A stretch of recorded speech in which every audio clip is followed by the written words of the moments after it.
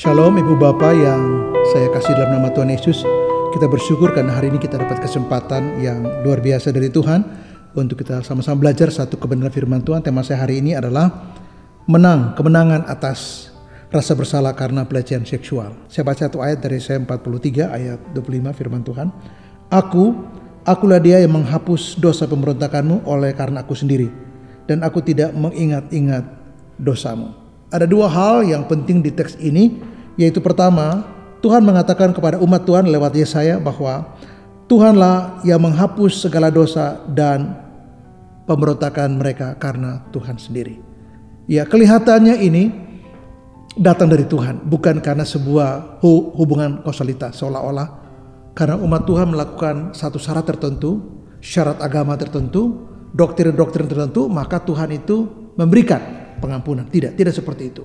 Memang kita harus bertobat, ya. Kita harus merendahkan diri, ya. Tapi itu bagian dari apa yang mesti kita lakukan. Tapi itu bukan syarat juga. Seolah bertolak dari itu semua, lalu Allah mengampuni kita. Dikatakan di sini bahwa aku mengampuni kamu karena aku mengampuni kamu. Jadi alasan pengampunan itu bukan karena dalam diri kita telah memenuhi satu syarat tertentu untuk menerima pengampunan itu. Tidak. Tetapi Allah mengampuni kita karena Allah berkehendak mengampuni kita, dan alasan mengampuni kita ada pada diri Allah sendiri, dan itu yang pertama. Jadi ayat ini ingin mengatakan kepada kita bahwa apapun kesalahan kita, apapun yang terjadi dalam kehidupan kita, Allah itu adalah Allah yang Maha Pengampun, dan Dia mengampuni kita karena dirinya sendiri. Jadi alasan terdalam mengapa Dia mengampuni kita karena pertimbangan Allah sendiri, karena kasih-Nya, karena kemurahan-Nya, karena kelapangan hatinya, karena kebaikannya, karena moralitas Allah, Dia mengampuni kita. Jadi pengampunan yang kita terima dari Allah yang disampaikan Yesaya di ayat ini bukan karena kita seolah telah memenuhi satu syarat tertentu untuk menerima pengampunan. Bukan dalam konteks atau dalam pemahaman kausalitas seperti itu. Kita melakukan ini lalu Tuhan memberi pengampunan. Bukan. Tetapi Tuhan mengampuni kita karena dirinya sendiri. Jadi pengampunan itu didasari pada diri Allah sendiri. Manusia suka mengingat kesalahan kita atau mengingat kebaikan Dia kepada kita. Dan itu umumnya. Kita suka ingat kebaikan kita pada diri orang lain, ya, tetapi kita juga suka mengingat, ya, kesalahan orang itu. Kalau Tuhan sebaliknya.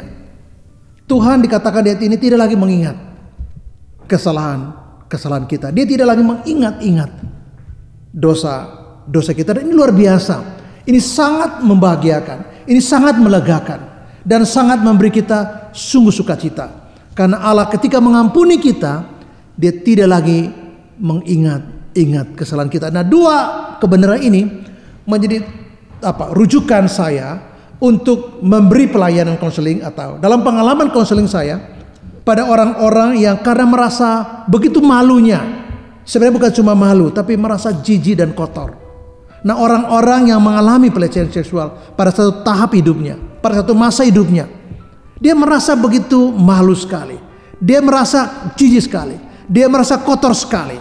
Dia merasa hidupnya begitu berdosa, dan rasa bersalah itu selalu membayangi dia.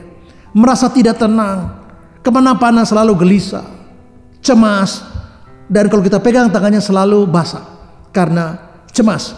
Merasa tidak layak, merasa dirinya buruk sekali, dan seringkali merasa putus asa dan hopeless, apatis sekali. Dan kadang-kadang mengatakan bahwa ya ini barangkali sudah nasib saya. Dan biasanya mereka menarik diri dari pergaulan. Mereka menyendiri. Karena apa? Karena ada blok dalam diri mereka untuk mengatakan bahwa saya tidak pantas, saya tidak layak ada di sana, saya tidak layak untuk melayani. Kalau saya melayani ada tuduhan mengatakan bahwa kamu gak layak, kamu jijik, kamu kotor, kamu orang berdosa. Kamu begitu nggak benar kok, bagaimana sih? Jadi rasa bersalah itu kemudian selalu membayangi, selalu menggoda, dan selalu menghancurkan kerinduan atau keinginan untuk melayani. Ada kerinduan, ada harapan, tapi kemudian rasa bersalah itu lebih besar.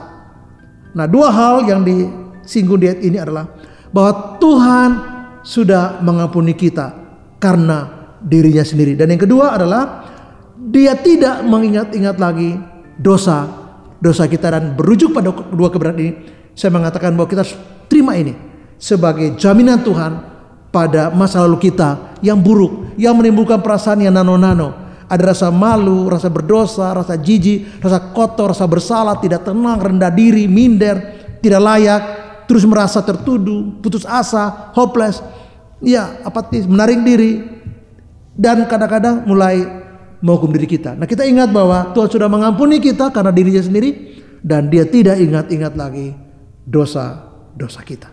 Nah, orang-orang yang perasaannya begitu saya gambarkan tadi di poin yang kedua, yang bercampur aduk antara rasa malu dan sebagainya, itu seringkali mencengkram jiwanya, melumpuhkan hidupnya, mematikan semangatnya, menghancurkan harapannya, juga merorong imannya, juga mengganggu pertumbuhannya dalam Kristus, imannya dan karakternya. Dan saya ingin mengatakan kepada kita bahwa Allah menerima kita tanpa syarat. Nah, manusia suka menerima kita dengan sejumlah syarat tertentu, tetapi Allah dalam Yesus menerima Anda dan menerima saya tanpa syarat apapun yang pernah terjadi dalam kehidupan kita. Seburuk apapun masa lalu kita, sekelam apapun perjalanan kita sebelumnya, serusak bagaimanapun juga kita, seperti apa modelnya, Allah mampu menerima kita. Dia mampu mengasihi kita tanpa syarat yang kita bisa penuhi. Emangnya kita bisa penuhi syarat apa? Kekudusan? Tidak. Kebaikan? Apalagi. Standar tertentu secara moralitas? Nggak ada lagi. Bahkan Paulus mengatakan bahwa Yesus sudah mati karena kita, bahkan ketika kita masih berdosa. Jadi tidak alasan Yesus itu mati karena kita, bukan karena kita Yesus mati, tetapi Dia mati karena Dia sangat mengasihi kita, dan alasan itu ada pada diri Yesus. Ketika Allah mengasihi kita tanpa syarat, maka ini anugerah Tuhan buat Anda dan saya. Jadi jangan biarkan benih-benih rasa malu, rasa jijik, rasa berdosa, rasa kotor, rasa bersalah, rasa tidak layak, rasa tidak berharga, rasa buruk, jelek, dan sebagainya menghancurkan, menghantui, membayangi kita. Bahwa terlepas kita pernah mengalami pengalaman yang buruk, yaitu pelecehan seksual, dan menimbulkan perasaan yang seperti itu, ingat bahwa Allah menerima kita tanpa syarat. Allah mengasihi kita dengan tiada syarat apapun. Allah mengasihi kita dengan kasih yang besar sekali dan sempurna. Allah mengasihi kita dengan kasih yang kekal, dan tidak ada satupun orang di dunia ini hari ini dan selamanya yang bisa melakukan hal seperti dilakukan Yesus kepada kita. Dia mati untuk kita. Bahkan kata Paulus, ketika kita masih berdosa, Allah menerima kita tanpa syarat. Mari kita belajar juga terima kita, bahwa ketika kita percaya Yesus, Allah sudah terima kita tanpa syarat. Kita juga harus membuang rasa malu itu dalam hidup kita, karena itu akan menjadi virus yang terus menerus menggerogoti kita, dan di endingnya menghancurkan kita. Padahal Allah sudah terima kita tanpa syarat apapun, karena Dia sangat mengasihi kita dengan kasih yang besar, kasih yang kekal, dan kasih yang sempurna, yang tidak pernah ada lagi dan tidak pernah ada lagi kecuali yang diberikan Yesus kepada Anda dan saya. Buang rasa malu, dan Anda mendapatkan kesempatan untuk hidup dan berkemenangan dalam Kristus. Saya menutup pertemuan saya dengan kembali mengutip bagian yang terakhir, dikatakan, aku tidak mengingat-ingat dosamu. Yesus tidak pernah lagi ingat semua kesalahan kita pada masa yang lalu. Apa yang terjadi pada kita, Dia lupakan. Mari kita lupakan apa yang pernah terjadi pada kita. Tentu ini tidak seperti kita membolak-balikan tangan kita. Tentu ini tidak mudah seperti yang saya katakan. Ini satu proses. Tapi percayalah bahwa ketika kita tahu bahwa kita tidak bisa, dan kita tahu bahwa Allah mampu dan berkuasa, mari kita datang dan tersungkur di kakinya. Alkitab katakan bahwa ketika Yesus mengatakan, ketika aku memerdekakan kamu, maka kamu benar-benar merdeka. Nah, rasa malu, rasa jijik, rasa buruk, rasa berdosa, tidak layak, dan sebagainya hanya bisa disingkirkan kalau kita menyadari bahwa Allah sendiri sudah melupakan itu semua. Allah sendiri tidak lagi mengingat. Ketika Yesus memerdekakan kita, membuang semuanya, kemudian mencoret semua rasa bersalah kita, menyingkirkan jauh-jauh, seperti Alkitab katakan, seperti kabut yang diterbangkan angin. Ya, sekalipun dosamu merah seperti kain kermisi, akan menjadi putih seperti salju. Merah seperti kain kesumba, akan menjadi putih seperti bulu domba. Dan itu janji firman Tuhan. Di dalam Yesus Dia mengubahkan kita. Hati ini disucikan Tuhan, hati ini dibersihkan Tuhan, Hati yang terluka dikuduskan Tuhan. Hati yang dibebani rasa malu yang tidak ada bisa-bisa selama ini. Yang menjajah, yang mengintimidasi kita, yang menjerat kita, yang mengikat kita, yang menekan hidup kita, sehingga kita tidak tenang, tidak bahagia, dan selalu merasa bersalah. Yesus akan menguduskan itu. Yesus akan membuang itu, karena Alkitab katakan, Paulus katakan dalam surat kepada jemaat Tuhan di Galatia bahwa kita akan merdeka kalau anak itu memerdekakan kita. Dalam Injil Yohanes juga mengatakan sama, pasal 8, bahwa kamu benar-benar merdeka kalau Yesus sudah memerdekakan kamu. Kita bebas. Kita menjadi orang yang bahagia sekali.